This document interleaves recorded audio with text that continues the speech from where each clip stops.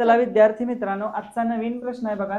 आपल्याला चौकटीमध्ये काही अंक दिल्यात आणि चौकटीमध्ये जे अंक दिल्यात त्यामध्ये प्रश्नचिन्हाच्या जागी कोणती संख्या येईल? विचार करा, सगळ्यांनी विचार करा. काय येईल? लॉजिक लावा. सांग. येते? सांग. 25 अधिक 12 केले की उत्तर येते 37. 49 अधिक 15 केले की उत्तर येते 64. 85 अधिक 10 केले की उत्तर येते 95.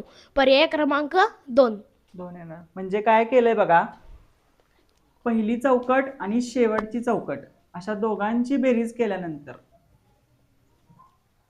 12 आणि 25 ची बेरीज केल्यानंतर किती येते? 37. 49 आणि 15 या दोघांची बेरीज केल्यावर मधला आकडा येते 64. तसं 85 आणि 10 ची बेरीज केल्यावर किती येणार? 95. पर्याय क्रमांक 2.